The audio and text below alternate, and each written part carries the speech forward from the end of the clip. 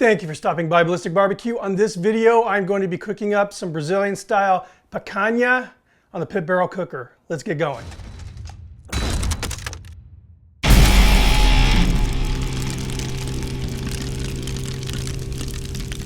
All right, pit barrel cooker sent me some cool new accessories to play with, and I was thinking Brazilian style picanha would be the absolute perfect cut to break these things in. Let's check out the accessories first. We have here a 15-inch hanging skewer. Basically, you put the meat on it and it hangs from one of the hooks in the pit barrel cooker. Then we have a 10-inch skewer. I got 4 of these and 2 of these. And then the other thing they sent, which I think is brilliant, is the ultimate hanging tool. So we used to have that kind of dowel rod with the eyelet on it to lift the hooks off the cooker. Now we have this fancy wooden handled lifter. And guess what? It has a bottle opener, which we'll get some use from later in the video here. All right, let's check out the picanha. At a lot of the US butcher shops, you're gonna see it as Rump Cap, but you can see it's just beautiful. It has a beautiful, nice, really buttery fat cap on it. And it has just a really great beefy flavor. And traditionally, the Brazilians will cook it on skewers and kind of rotate it over, hot coals. So let's get these things threaded on these skewers. We're going to bend it over this way, kind of a crescent shape.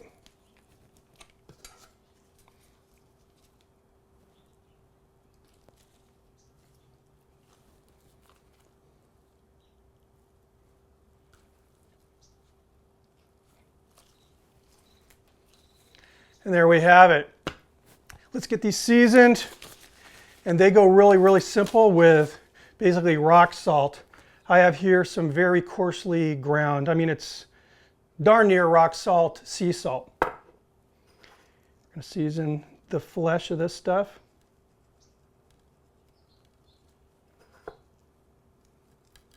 Go pretty liberal here.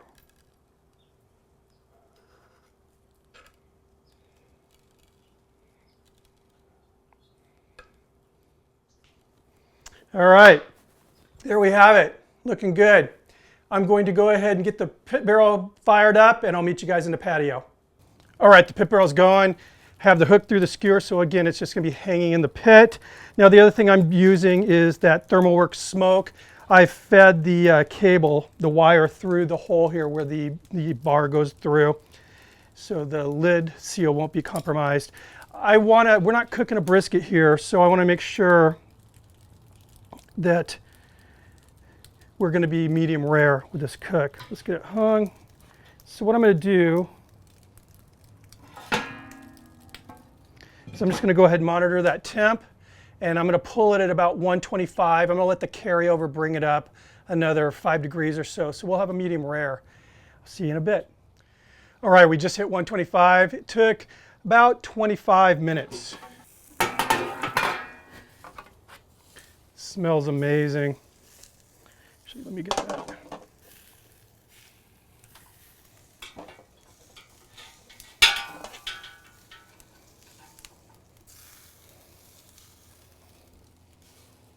Here we are, guys. Check that out. Wow. All right, I cannot wait. I'm going to take this inside, let it rest a little bit, and then we'll get it sliced and try it out. Meet you in the kitchen. All right, so it's rested. As you can see, it's just got a really nice, that kind of a smoked color to it. Let me go ahead and get this sliced up and plated. All right, and here we are. Now, a buddy of mine actually owns a Brazilian restaurant here in San Diego, and this is pretty much how they would serve this. But I realized I forgot some greens. They usually put collard greens or mustard. I think it's collard greens on the plate. So we have black beans, some rice, the meat obviously, and for those of you who don't know, this is called farofa. And it's basically flour made from cassava or yucca root.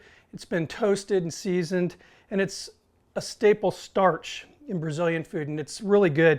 And basically, the way, at least the way I like to do it, but I think a lot of those Brazilians do it this way, is they just dip the meat, and I like to dip it a little bit in the beans and dip it in the farofa, and then just eat it. And it sort of accents the food, I guess, but it's really good.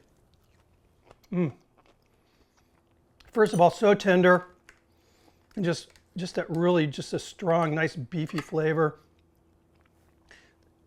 There was no wood added to the pit barrel.